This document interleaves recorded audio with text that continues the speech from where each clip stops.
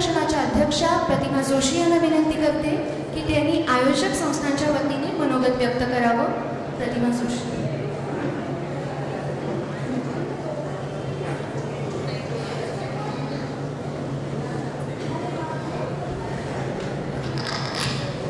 सर्व उपस्थितांना एक नवीन विनंती. हे अगदी शेवटचं समारोपाचं सत्र आहे. आपल्या आसनांवर सगळ्यांनी बसून घ्या. फार वेळ जाणार नाही आहे ह्या शेवटच्या सत्राला. समारोपाच्या सत्राचं प्रास्ताविक करताना खूप छान वाटतंय. याचं कारण गेले 2 दिवस अतिशय ज्याच्यातून आपल्याला काहीतरी हाती येईल किंवा प्रत्येक सत्र या 2 दिवसांमधलं हे खूप चांगलं आणि काहीतरी नवा विचार देणारं असं ठरलं. या संपूर्ण 2 दिवसांच्या कार्यक्रमामध्ये आयोजक संस्थांच्या वतीने बोलताना मला फक्त एकच सांगावं असं वाटतं आणि ती सूचना आमच्या सगळ्यांसाठी आहे असं मी समजते. विशेष करून दीपक पवार यांना स्पेशल माझ्या सूचना आहेत आणि आनंद भंडारेंना की संमेलन ते संमेलन असं नको राहायला. मधल्या काळामध्ये पालकांना एकवटण्यासाठी काहीतरी छोटे छोटे अशा पद्धतीचे कार्यक्रम की ज्याच्यात पालकांचं हे महासंमेलन असेल तर छोटी संमेलनं ही आपल्याला घेता येईल का याचा आपण जरा विचार करूया. पालकांची संघटना बांधणं हा एक महत्त्वाचा अजेंडा आपल्यासमोर असू शकतो आणि संघटना बांधणीसाठी जे जे करावं लागतं त्या सगळ्या गोष्टी आपण सगळ्यांनी करण्याची गरज आहे असं मला वाटतं. त्यामुळे पुढे होणारी सगळी महासंमेलनं ही जोडून घेतलेल्या पालकांच्या सहभागाने पुढे जावी ही त्याच्यातली माझी स्वतःची कल्पना आहे आणि मला वाटतं त्यांना ते मान्य व्हावं आहे सगळ्यांच्या. या संपूर्ण 2 दिवसांच्या सोहळ्यामध्ये मला फक्त एवढंच छान वाटलेलं आहे की आपण कुठच्याही संमेलनाबद्दल जेव्हा वाचतो ऐकतो चर्चा होते तेव्हा त्या संमेलनामध्ये झालेले वेगळे प्रकार तिथले भोजन तिथली बाकी व्यवस्था याच्याबद्दलची जास्ती चर्चा होताना दिसते. पण हे संमेलन हे अनेक अर्थांनी मला खूप गुणात्मक दर्जा खूप वरच्या पातळीवरती गाठणारं वाटलं. सहभागी असलेली माणसं ज्यांच्याशी प्रत्येकाशी संवाद आयोजकांचा नाही होऊ शकला मात्र तुमच्या चेहऱ्यावरून जो संवाद इथून किंवा इथे वावरताना जाणवत होता तो खूपच चांगला होता. या मराठी भाषा टिकावी, मराठी शाळा टिकाव्यात, मराठी शाळांची चळवळ खूप मोठ्या प्रमाणामध्ये पसरावी, महाराष्ट्राची ती एक ओळख व्हावी ह्या अशा सगळ्या गोष्टी आपल्या मनामध्ये ते धरून आपण इथे आलेलो आहोत.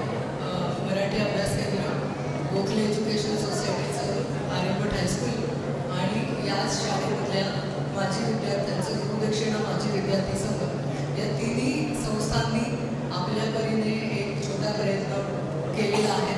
तो अधिक मोठा व्हावा असं कोणालाही वाटेल, कोणालाही वाटेल. या निमित्ताने काही प्रश्न इथे उपस्थित झाले शासकांसंबंधी, जनतेसंबंधी, आपल्या सगळ्यांच्या जबाबदारीसंबंधी. तर मला असं वाटतं की हे कोणाकडे बोट दाखवण्याचं असं काही साधत नाही आहे. जेव्हा आपण कोणाकडे बोट करतो तेव्हा 3 बोटं आपल्याकडे वळालेली असतात.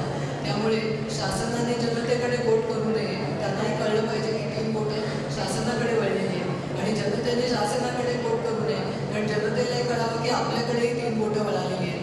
त्यावेळेला सर्व प्रकारच्या सर्व समाज घटकांच्या सहाय्याने हे इथून पुढे ही चळवळ अधिक बुलंद व्हावी आणि इथे जसं उल्लेख झाला आता शेवटच्या सत्रात की आपली मुलं मराठी शाळेत जातात याची चर्चा व्हावी, लोकांना आश्चर्य वाटलं.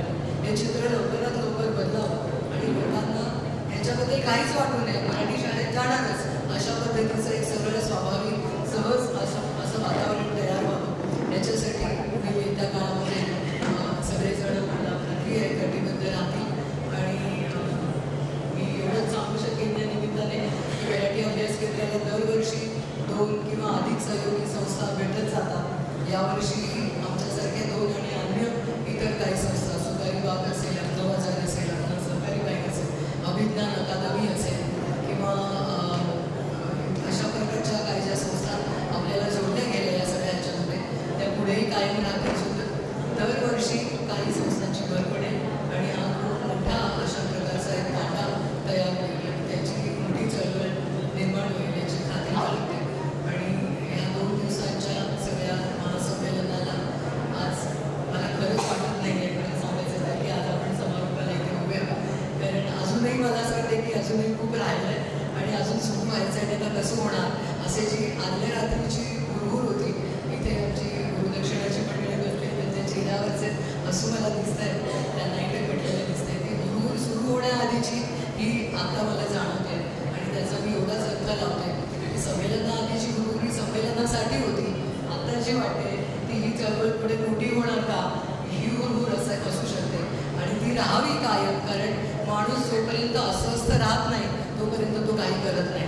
त्यामुळे ही अस्वस्थता अशीच राहावी, ही वाढत जावी, इतरांमध्ये पसरावी, सगळा समाज चांगल्या अर्थाने अस्वस्थ व्हावा आणि चांगल्या अर्थाने मराठी जपत श्रुतीने सांगितलं त्याप्रमाणे वैश्विक सुद्धा व्हावा, एवढंच म्हणू शकतो.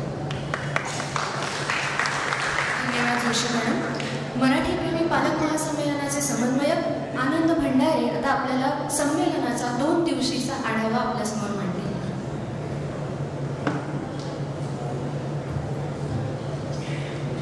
गेले 2 दिवस झाला आपण इथे सगळे एकत्र भेटतो आहोत. त्या संमेलनाला तुम्ही आला. जवळपास 24 सहयोगी संस्था यंदा या मराठी प्रेमी पालक महासंमेलनामध्ये एकत्रित आहे. 6 सहयोगी शाळा यांनी या पालक संमेलनात आमच्यासोबत जोडून घेतलं. साधारणतः असं म्हटलं जातं की मराठी माणसं एकमेकांसोबत काम करत नाहीत किंवा ते एकमेकांना खाली खेचण्याचं काम करतात. पण हे पालक संमेलन हे यंदाचं हे 3रं वर्ष आहे आणि आम्ही पहिल्या पालक संमेलनापासून असा सतत प्रयत्न केला आहे की जास्तीत जास्त सहयोगी संस्थांबरोबर जोडून घ्यावं. कारण मराठी शाळांचं काम हे काही फक्त मराठी अभ्यास केंद्राचं काम नाही आहे. हे आपण सगळ्यांनी मिळून करायचं काम आहे आणि हे सगळ्यांनी मिळून करत असताना आपण जास्तीत जास्त लोकांसोबत जोडलं गेलं पाहिजे. आणि आम्हाला त्याच्यातून हाच संदेश द्यायचा आहे की मराठी माणसं एकत्र येतात. हा चुकीचा किंवा हा गैरसमज पसरवला जातो, हा प्रोपगंडा आहे. किमान ह्या पालक संमेलनाच्या निमित्ताने तरी मी हे तुम्हाला अगदी ठामपणे म्हणू शकतो, मराठी माणसं एकत्र येतात आणि ते एकत्रितपणे काम करतात. गेले 2 दिवस झालं हे पालक संमेलन आपण करतोय. नागराज मंजुळे यंदा प्रमुख पाहुणे म्हणून आले. हे सगळं करण्याचं कारण एवढंच आहे की जो मराठी शाळांमधला पालक वर्ग आहे, जो त्या शाळांच्या अगदी पालक सभेला सुद्धा काही बोलत नाही, म्हणजे तो त्या समाज घटकातून येतो की ज्याला बोलायचं असतं पण कंठ फुटत नाही. मराठी शाळांचे अनेक प्रश्न आहेत, अनेक समस्या आहेत. शिवाय मराठी शाळांमध्ये खूप चांगलंही घडतं पण हे कुठेही बाहेर येत नाही. कारण बोलका समाज जो आहे ना, तो सगळा हा हळूहळू इंग्रजी शाळांकडे वळतो. त्यामुळे ह्या मराठी शाळांच्या दबलेल्या पिचलेल्या आवाजाला आम्ही तुमच्या सोबत आहोत हा आम्हाला त्यांना फक्त आत्मविश्वास द्यायचा आहे. हे पालक संमेलन म्हणजे पालकांनी शाळांच्या मागे ठामपणे आग्रही भूमिका घेऊन उभं राहिलं पाहिजे. मी शाळेत ज्या वेळेस जात होतो माझ्या वडिलांना माहिती नव्हतं मी 2रीला आहे का 3रीला आहे का 5वीला आहे. माझ्या आईलाही तेवढंच माहिती नव्हतं. पोरगा शाळेत जातं इतकंच माहिती होतं.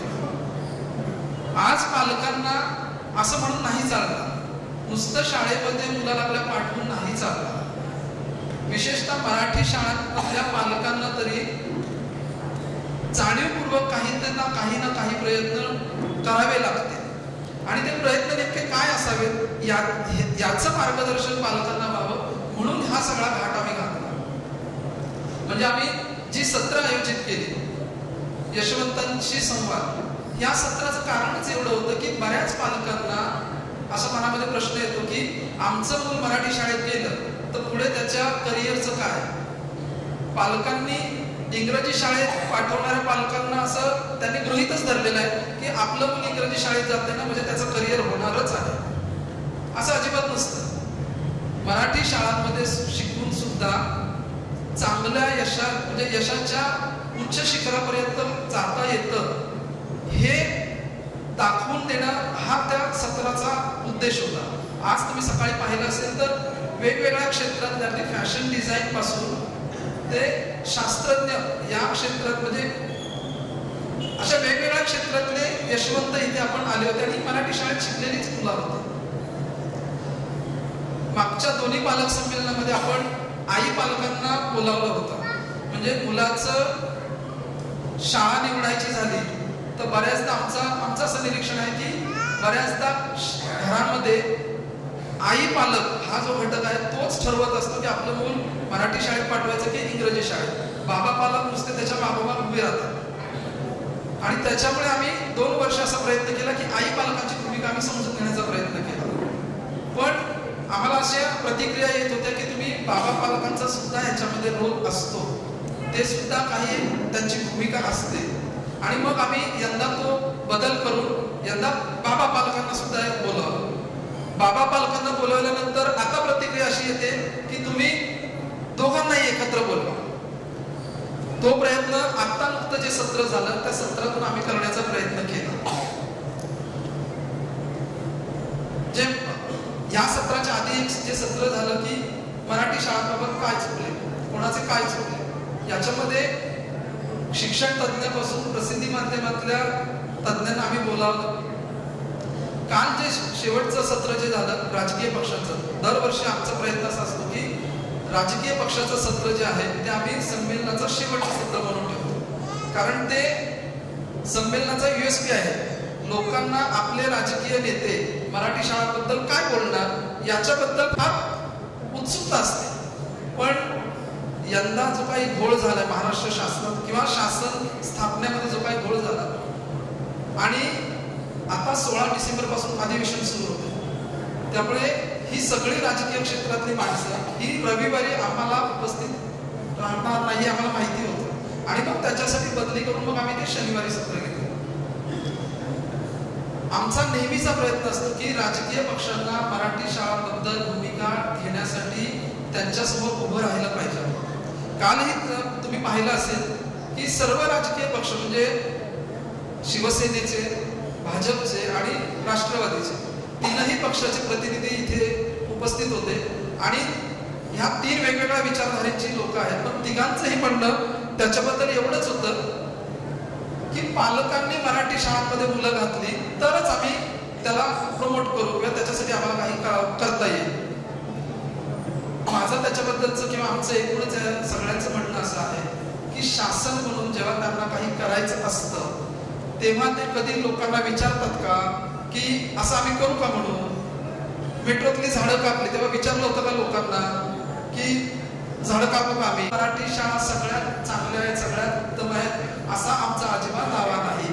पण जंगलात साप असतो म्हणून काही कोणी जंगल जाळत नाही किंवा घरात मुंग्या झाल्या म्हणून कोणी घर पेटवत नाही.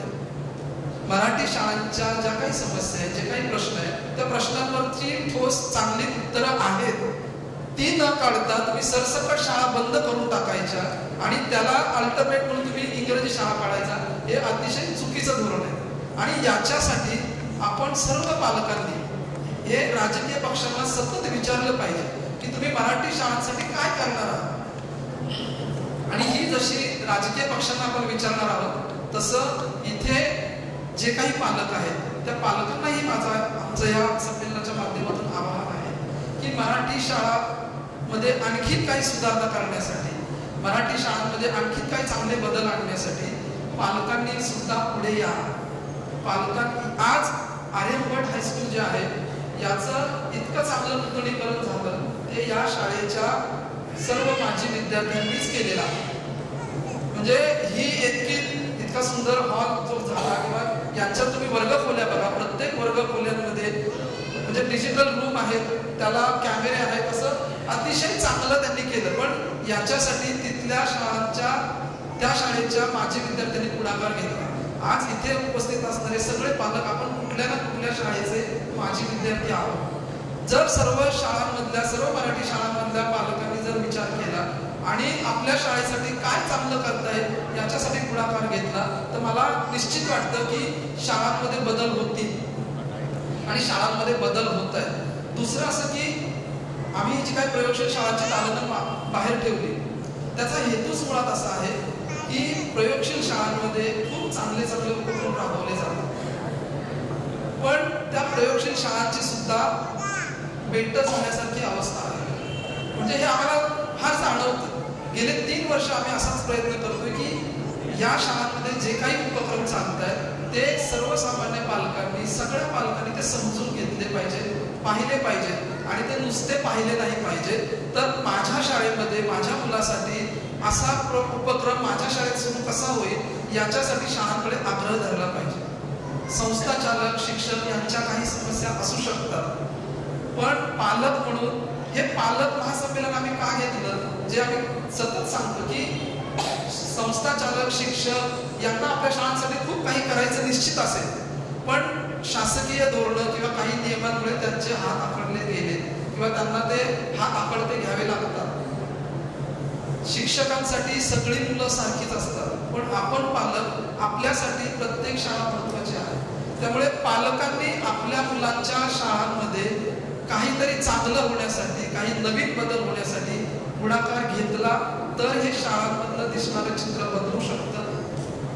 तुम्ही सर्व पालकांनी इथे आला, 2 दिवस इथे आला.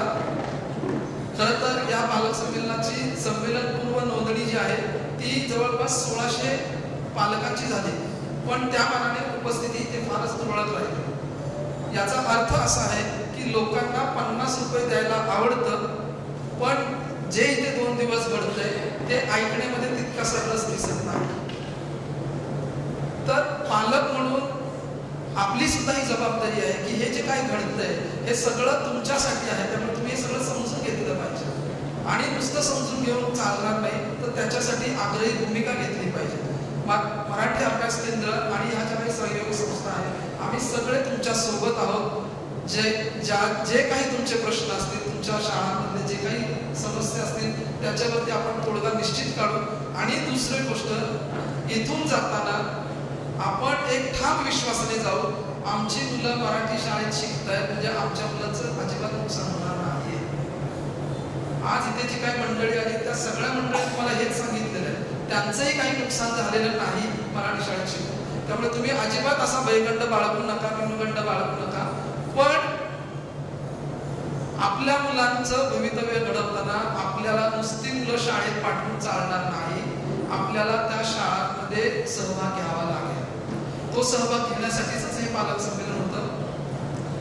2 दिवस तुम्ही सगळे इथे आला, उपस्थित राहिला, त्याच्याबद्दल आयोजकांच्या वतीने मी तुम्हाला सर्वांचे मनपूर्वक आभार मानतो. आता आपण पारितोषिक वितरण सोहळ्याला सुरुवात करणार आहोत. आधी सांगितल्याप्रमाणे पारितोषिक वितरण चिन्मय सुमित यांच्या हातून होणार आहे. सर्वप्रथम मी निबंध स्पर्धेची पारितोषिके सांगते. निबंध स्पर्धा खुला गट, 3य क्रमांक मिळालेला आहे प्रदीप जानकर यांना. सर्वांनी टाळ्या वाजवून त्यांचं कौतुक करायला हवं.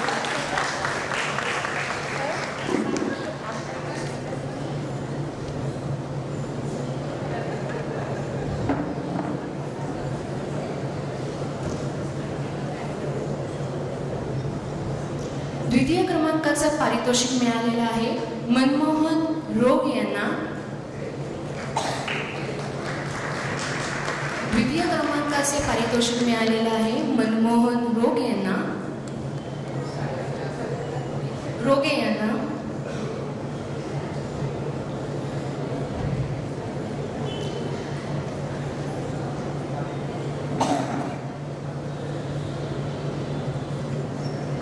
तर प्रथम क्रमांकाचं बक्षीस मिळालेलं आहे खुल्या गटातून न ढोकळे यांना.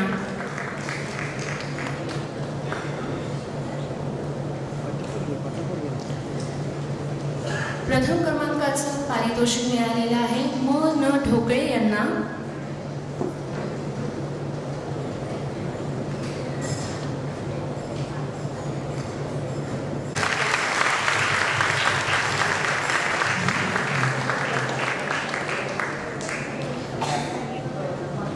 तृतीय क्रमांकाचं बक्षीस मिळालेलं आहे चारुशीला भामरे यांना.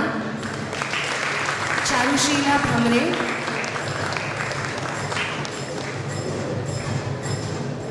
द्वितीय क्रमांकाचं बक्षीस मिळालेलं आहे वैभवी माने यांना. वैभवी माने. जोरदार टाळ्या वाजवूया आपण. उत्तमोत्तम निबंध आमच्याकडे येत होते आणि त्यातले हे विजेते आहेत.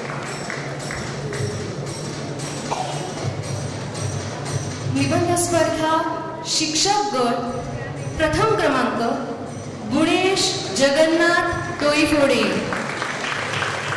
गुणेश जगन्नाथ डोईफोडे यांना प्रथम क्रमांकाचं बक्षीस मिळालेलं आहे शिक्षक गटातून. आता पालक गट उत्तेजनाचं बक्षीस मिळालेलं आहे अक्षय अंकुश गायकवाड यांना.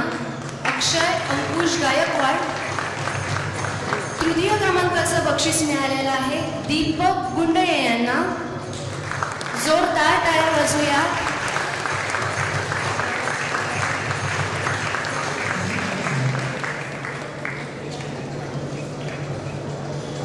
द्वितीय क्रमांकाचं बक्षीस मिळालेलं आहे किशोर अरविंद वालावलकर यांना. किशोर अरविंद वालावलकर. आणि प्रथम क्रमांकाचं बक्षीस मिळालेलं आहे ज्ञानेश्वर सातपुते यांना. ज्ञानेश्वर सातपुते.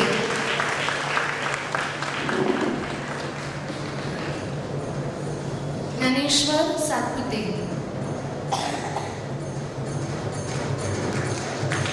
जोरदार टाळ्या वाजवूया.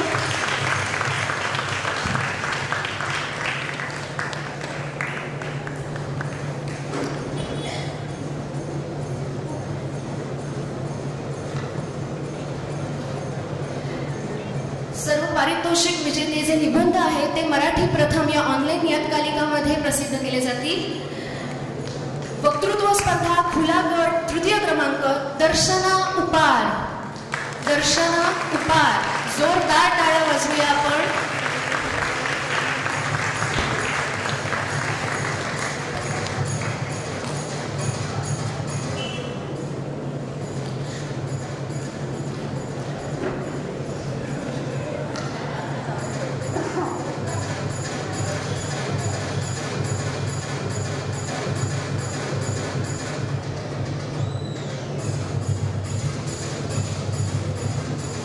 जोरदार दर्शना उपार खुला गट. द्वितीय पारितोषिक मुकुंद गावडे. मुकुंद गावडे. आणि प्रथम पारितोषिक खुल्या गटातून मिळालेलं आहे उचिता जुवाटकर यांना. उचिता जुवाटकर.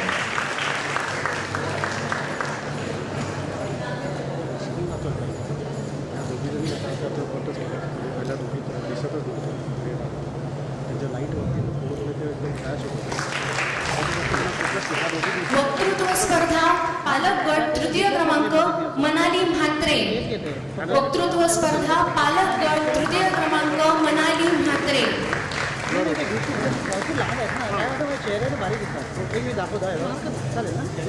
मनाली म्हात्रे.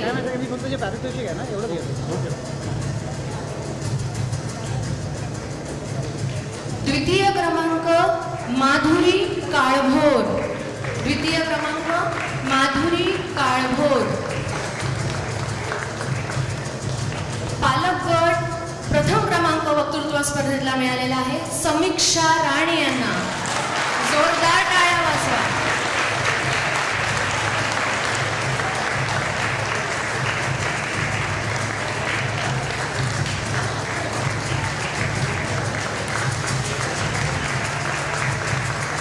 वक्तृत्व स्पर्धा शिक्षक गट तृतीय क्रमांक मिळालेला आहे सुनील सदानंद सांगवेकर.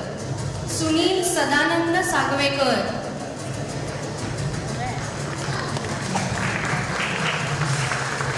टाळ्या वाजवूया.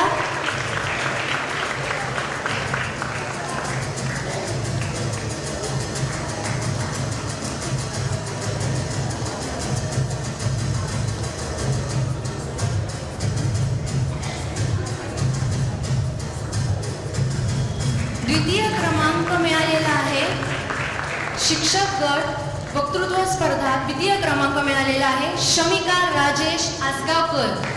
शमिका राजेश आसगावकर.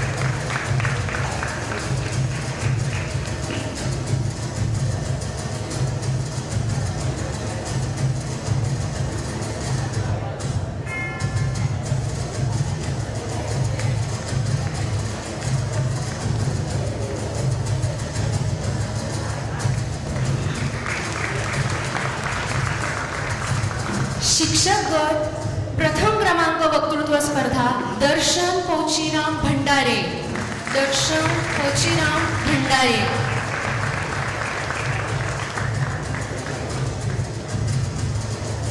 जोरदार टाळ्या वाजवा.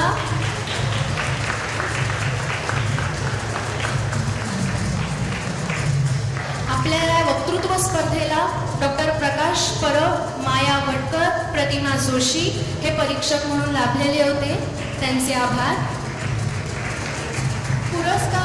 पुरस्कार वितरणाचा सोहळा जरी झालेला असला तरी चिन्मयीताई एक सोहळा अजून बाकी आहे. प्रतिमा जोशी ह्या आता मराठी अभ्यास केंद्राच्या आमच्या सहकारी झालेल्या आहेत. आपलं एक घट्ट जिव्हाळ्याचं नातं आहे. 22 तारखेला तुम्हाला माहीत असेल तर 22 तारखेला बाई सेवानिवृत्त होत आहेत. त्यासाठी मराठी अभ्यास केंद्राकडून आम्हाला एक प्रेमाचं प्रतीक म्हणून त्यांना भेट द्यायची आहे. मी चिन्मय सुमित यांना विनंती करते की त्यांनी ही प्रेमाची भेट प्रतिमा जोशी यांना द्या. सर्वांनी उभं राहून ही भेट द्यावी. टाळ्या जोरात वाजल्या पाहिजे. प्रदीर्घ कार्यकर्ता आहे बाईंची. त्यासोबतच संपूर्ण महासंमेलनामध्ये खूप महत्त्वाची भूमिका त्यांनी बजावलेली आहे. जोरदार टाळ्या वाजवे. अत्यंत गोड असा क्षण आहे सर्व सहयोगी संस्थांसाठी आपल्या महासंमेलनामधला.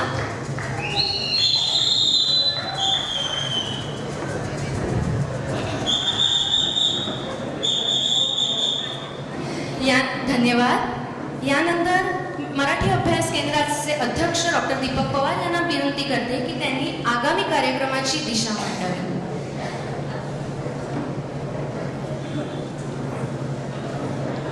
नमस्कार. काल उद्घाटनाच्या कार्यक्रमामध्ये मी ज्या वेळेला कोणत्या परिस्थितीमध्ये हे पालक संमेलन आम्ही केलं याचं काही म्हणणं मांडलं, त्यावेळेला ते संपल्यानंतर मलाच असं वाटत होतं की मी खूप निराशावादी बोललो की काय, आणि निराशावादी किंवा निराशाग्रस्त असं बोललो तरीही या 2 दिवसांच्या कार्यक्रमानंतर आपल्याला काम थांबवता येणार नाही याची आम्हाला कल्पना आहे. आणि त्यामुळे माझे सहकारी मला असं नेहमी म्हणतात की तू कार्यक्रमांमध्ये पुढे आपण काय करणार आहोत ते जाहीर करतोस आणि आमच्या पुढच्या अडचणी वाढवून ठेवतोस.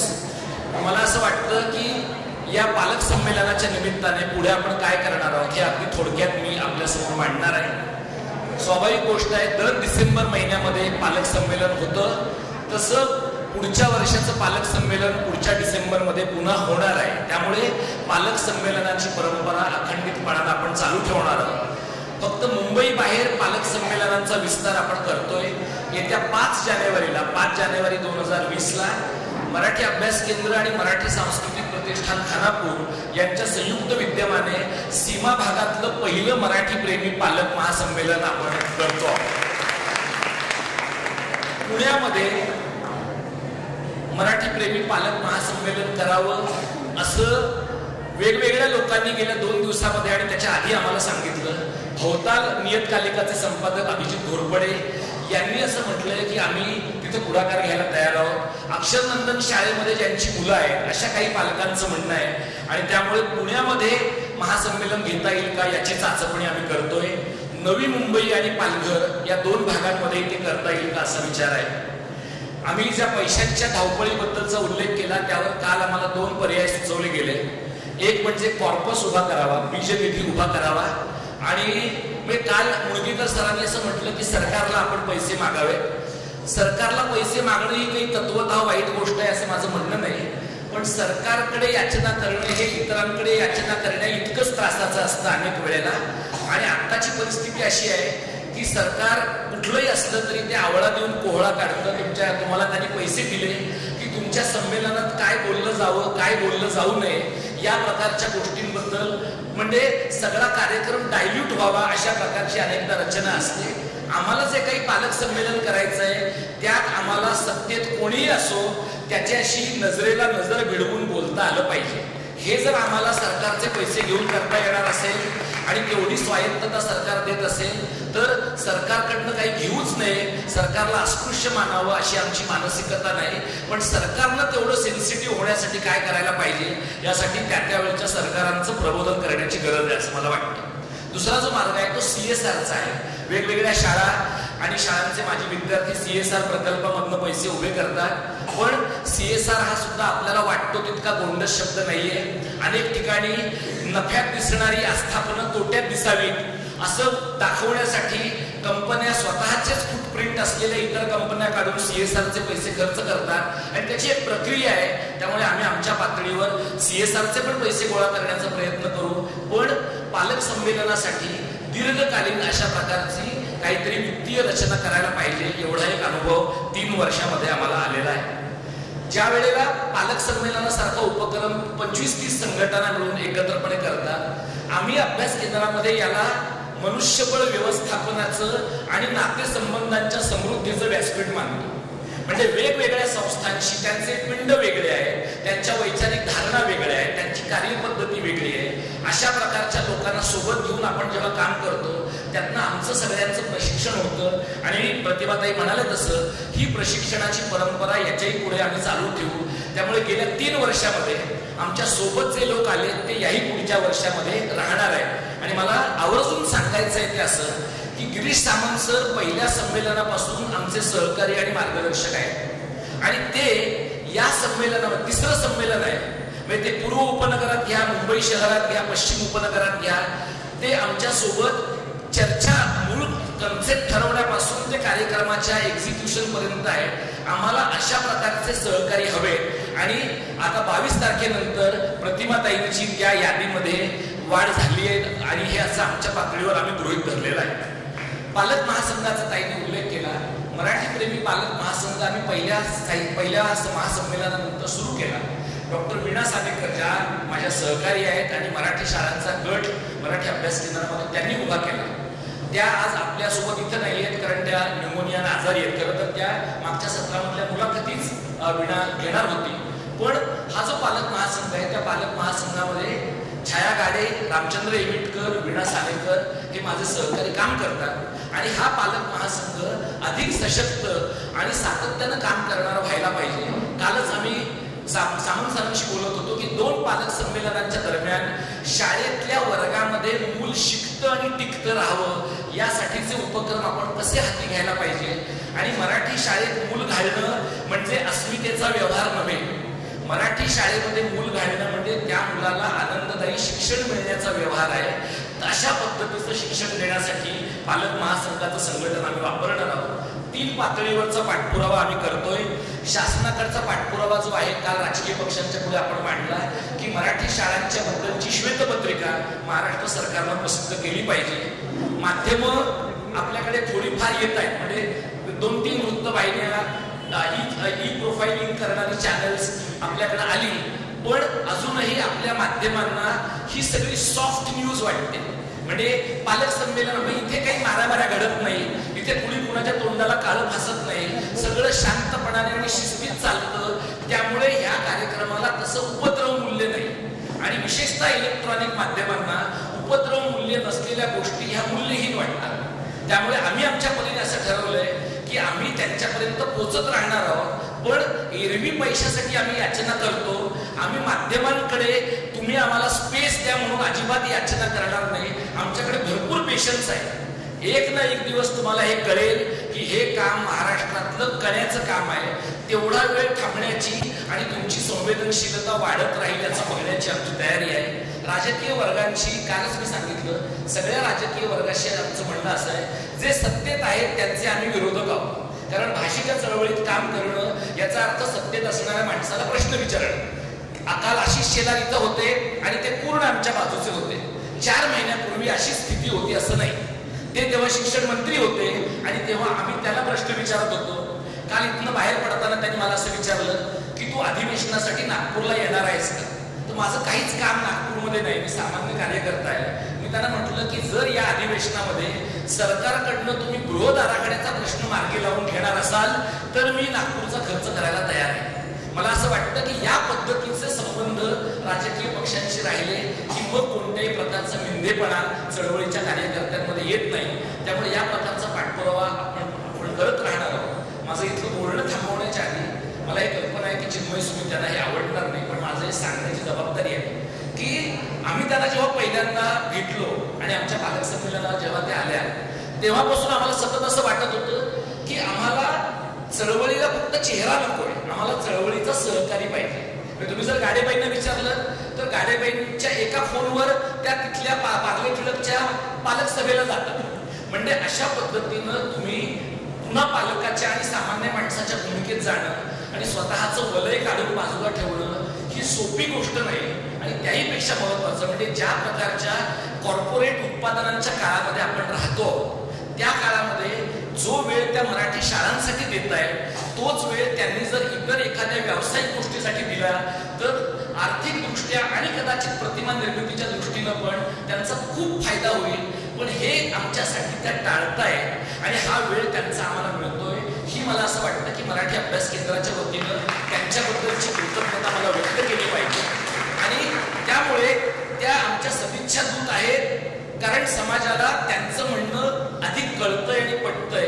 पण आम्हाला आतल्या आत माहिती आहे की आम्ही कधी त्यांना विश्वासात घेऊन गोष्टी सांगू शकू अशा त्या आमच्या चळवळीतल्या सख्या सहकारी आहेत. आणि त्यामुळे ही एक गोष्ट मला तुमच्या सगळ्यांच्या समोर मांडायची होती.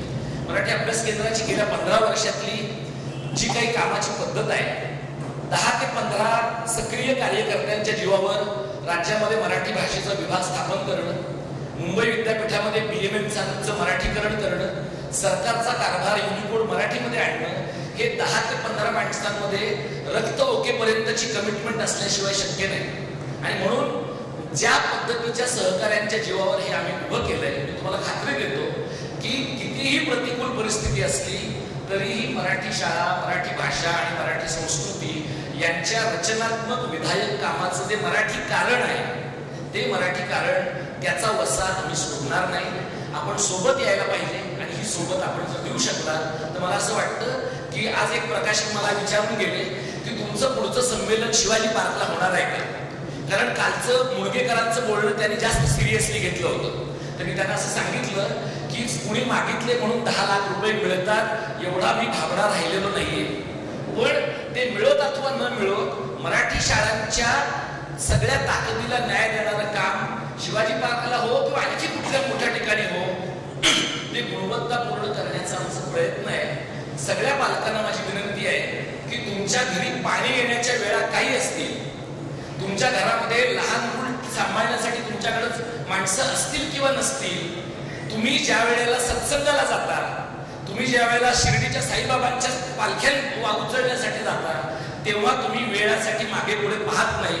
तुमच्या मुलाच्या भवितव्यासाठी सुद्धा, मुलाच्या आणि मुलीच्या भवितव्यासाठी सुद्धा तुम्ही वेळेचा विचार करता कामा नये. कारण तुम्ही मागे हटलात तर पालकांचं संघटन आणि हे पालकांना आवाज देण्याचं काम पूर्ण होणार नाही. आपण सगळे मिळून हे काम करूया अशी मी अपेक्षा व्यक्त करतो आणि थांबतो. धन्यवाद. वक्तृत्व स्पर्धेला परीक्षक म्हणून अनिता सावंत याही आपल्याला लाभल्या होत्या, त्यांना धन्यवाद. यानंतर मराठी शाळांच्या सदिच्छा दूत चिन्मय सुमी या आपलं अध्यक्षीय मनोगत मांडते.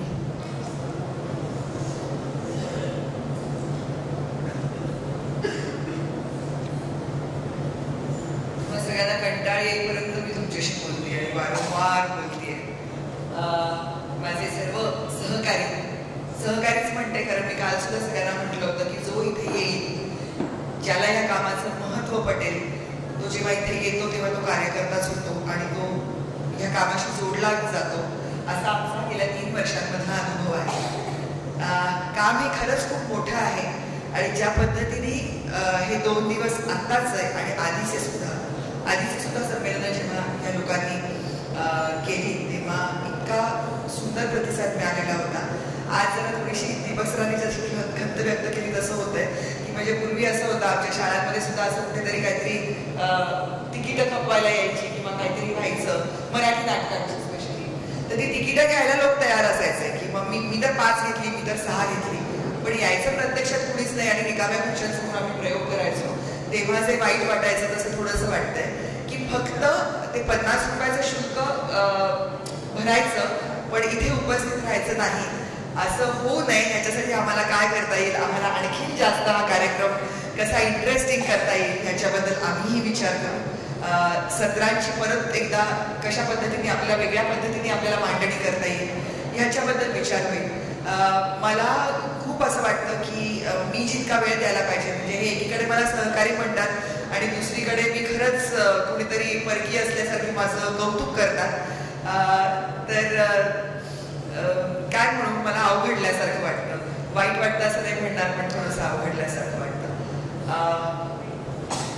बार्लेटवेलसारखी शाळा आहे जिथे त्या शाळेबद्दल असं आहे की मराठीच्या ज्या शाळा मुंबईतल्या म्हटल्या गेल्या याच्यामध्ये मी मुंबईच्या बाहेरून आलेली आहे, त्याच्यामुळे मला बालमोहन आणि पार्लेटवेल एवढ्या दोनच मुंबईतल्या मराठी शाळा ह्या मोठ्या आहेत असं माहिती होतं. आणि त्याच्यानंतर आता जेव्हा मी बघते तेव्हा अस्मितासारखी शाळा आहे किंवा नंदादीप सारखी शाळा आहे किंवा बऱ्याच शाळा, डोसीबाई सारखी शाळा आहे जे वेगवेगळ्या पद्धतीचं काम करत आहेत. आणि ह्या शाळांच्या बद्दलचा काही जर आपल्याला म्हणजे जसं यूट्यूब चॅनल्स आहेत त्याच्यावर सगळे खूप लोक मला असं विचारतात की नाही पण जवळ मराठी शाळाच नव्हती ना त्याच्यामुळे मुलांना इंग्लिशमध्ये घातलं. तर तुम्हाला आता ते एक बटन क्लिक केलं की तुम्हाला मराठी शाळांची सूची तुम्हाला कळू दे आणि त्या शाळांमध्ये नक्की काय पद्धतीचं काम होतं ते आपल्याला जर त्यांच्यापर्यंत जर नेता आलं तर अशा बऱ्याच गोष्टी करण्यासारख्या आहेत, अशा बऱ्याच गोष्टी तुमच्याकडून सूचना येण्यासारख्या आहेत, त्या स्वागतार्ह आहेत आणि त्याची मी वाट बघेन.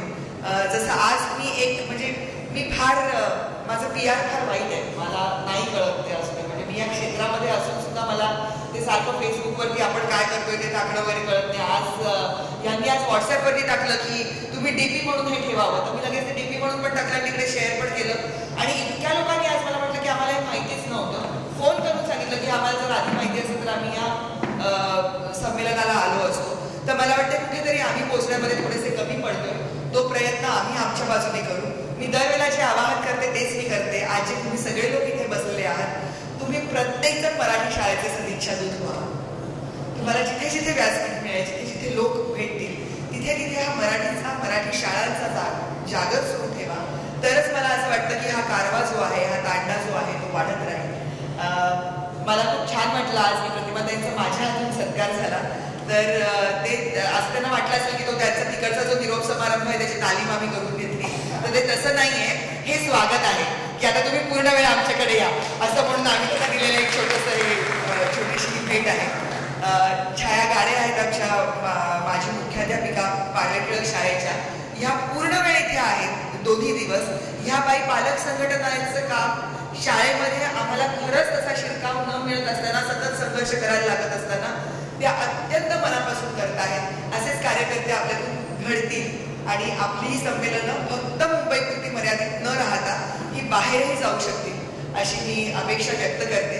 आणि खरं तर हा समारोप करण्याची जबाबदारी माझ्यावरती दिलेली आहे. प्रत्येक गोष्ट म्हणजे आम्हाला ऍक्टर म्हणून सांगताना सुद्धा डायलॉग डिलिव्हरी जेव्हा शिकवतात त्यावेळेला आम्हाला सांगतात की वाक्य संपवताना आस राहू द्यावी, ही आस टिकली पाहिजे. तर मग उत्सुकता लागते की पुढे काय म्हटलं जाणार आहे ह्याच्याबद्दलची. तर मला असं वाटतं की ती आस राखत मी हा अध्यक्षीय समारोप करते की हे संमेलन संपलेलं असलं तरी आता पुढच्या संमेलनाची आपल्याला तयारी करायची आणि नुसती संमेलनाची नाही तर ह्या पूर्ण चळवळीला पुढे नेण्याची जबाबदारी जी आपली आहे त्याची मी तुम्हाला ग्वाही देते की आमच्याकडूनही ते काम होत राहील. तुम्ही पण आम्हाला तसाच पाठिंबा द्या. नमस्कार.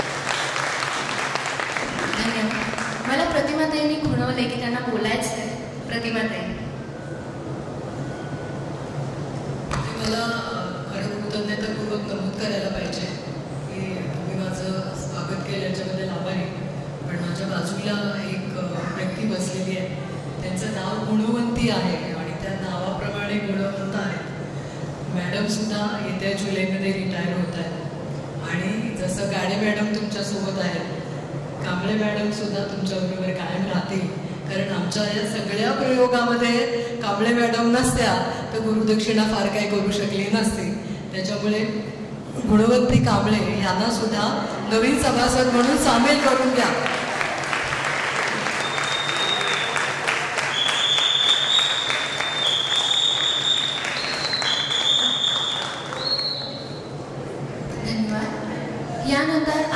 हायस्कूलच्या मुख्याध्यापिका कांबळेबाई यांना मी विनंती करते की त्यांनी आभार प्रदर्शन करावं.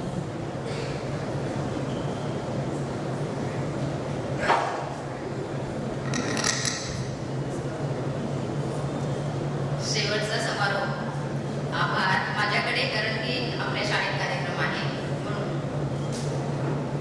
संमेलनाच्या उद्घाटनाच्या भाषणातच डॉक्टर पवारांनी हे संमेलन कसं यशस्वी होईल, कसं करता येईल याच्याबद्दलची खंत तुम्हाला सांगितली. जेव्हा आमची पहिली मीटिंग झाली तेव्हा हे संमेलन कामगार मैदानात करण्याचं ठरलं होतं, पण ते अनेक आर्थिक अडचणींमुळे शेवटी ते हॉलमध्ये बंदिस्त झालं. आणि पालक उपस्थित न राहण्याचं कारणही मी त्यांना सांगितलं, पण त्यांनी त्याच्यावर उपायही सांगितला की लोक दिंडीला जातात, यात्रेला, बैठकीला जातात, तेव्हा ते नियोजन करतात. पण पालकांचा असा समज झाला की दोन्ही दिवस आपण 10 ते संध्याकाळपर्यंत तिथेच थांबायचं आहे आणि त्यांच्या मुलांना कुठे ठेवायचं वगैरे असे आम्हाला निरोप आले. काही सत्र खूप हाऊसफुल झाली, अगदी हॉल भरला, काही सत्रांना मात्र रीती पण आली. पण मला एक गोष्ट सांगायची आहे की हे जे पालक महासंमेलन आमच्या शाळेमध्ये झालं ते सुजाण आणि सजग पालकत्वासाठी, पालकांसाठी जरी संमेलन असलं तरी हे खऱ्या अर्थानं शिक्षकांचं सुद्धा उद्बोधन करणारं पालक संमेलन ठरलेलं आहे. या संमेलनाला आताच्या सत्रामध्ये चिन्मयी सुमित राघवन, श्रुती तांबे, गणेश विस्पुते यांचे जे अनुभव होते ते खरोखरच आमच्यासारख्या शिक्षकांना अनुभव समृद्ध करणारे होते. काही प्रयोगशील शाळा पाहिल्या, काहींची नावं ऐकली आणि ते नक्कीच आम्ही आर्यभट्टमध्ये सुद्धा त्याचे प्रयोग करण्याचा प्रयत्न करू आणि त्याला श्रुती तांबेने आम्हाला सर्व सहकार्य करण्याचं ठरवलेलं आहे. आणि आताच प्रतिमताईने सांगितलं की आम्ही रिटायर होतोय आणि रिटायर झाल्यानंतर याचं थोडंफार काम आम्हाला करता आलं तर आम्ही नक्कीच करू. पण आता आभार मानायचे म्हणजे मराठी अभ्यास केंद्र प्रमुखांनी प्रतिमाताईंनी आमच्या शाळेचं नाव सुचवल्याबरोबर त्याला होकार दिला आणि हे संमेलन आमच्या शाळेमध्ये आयोजित केलं. आणि थोडीफार गैरसोय इकडे तिकडे जरी झाली असेल तरी त्यांनी ते गोड मानून घेतलं. यासाठी मी डॉक्टर पवार यांचे आभार मानते.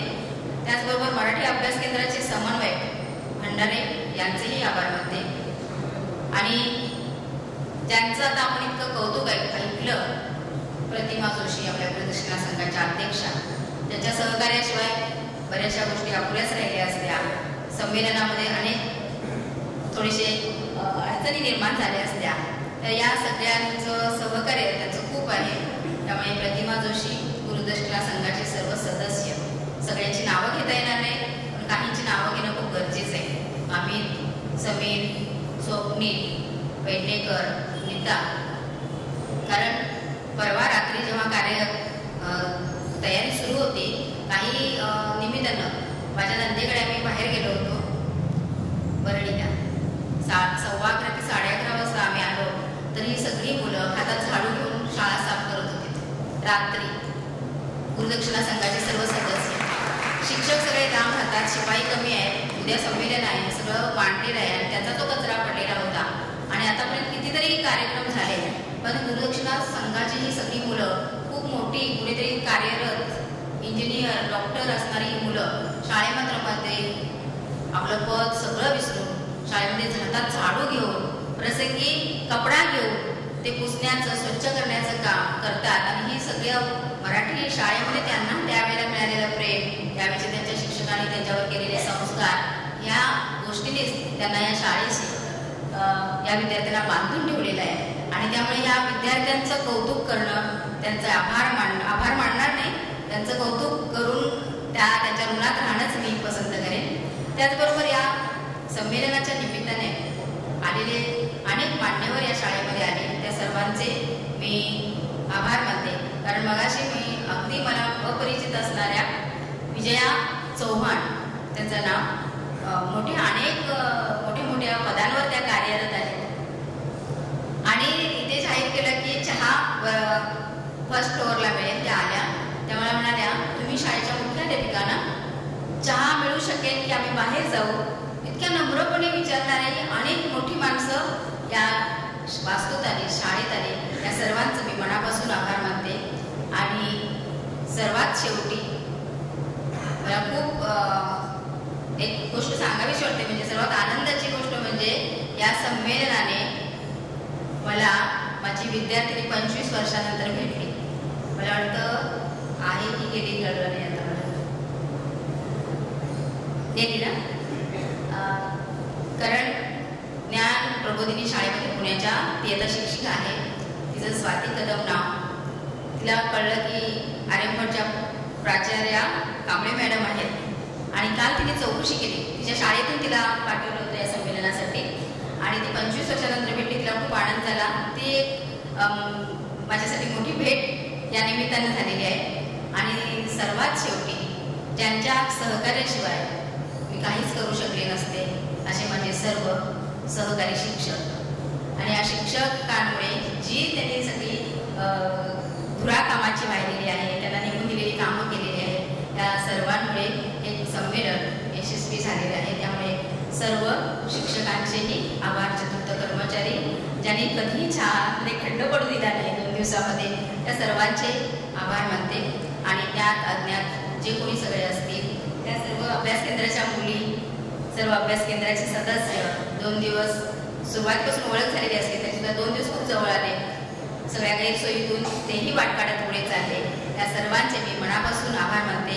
आणि चिन्मयीताईंना एक रिक्वेस्ट करते की आमच्या सर्व स्टाफ बरोबर आणि अभ्यास केंद्राच्या लोकांबरोबर एक आम्हाला फोटो पाहिजे आहे. सगळ्या शिक्षकांची ही विनंती आहे आणि ती तेवढी तुम्ही मान्य करा. धन्यवाद. सर्व स्टाफवर एक आर्यभट. छोटीशी सूचना आहे. वक्तृत्व आणि निबंध स्पर्धेमध्ये जे स्पर्धक सहभागी होते त्यांची प्रमाणपत्र मराठी अभ्यास केंद्राच्या दालनामध्ये उपलब्ध आहेत. जे स्पर्धक इथे येऊ शकले नाहीत त्यांनी 10 ते 5 या वेळामध्ये कांबळेबाईशी संपर्क साधावा आणि आर्यभट हायस्कूलमधनं आपली प्रमाणपत्र घ्यावी. आता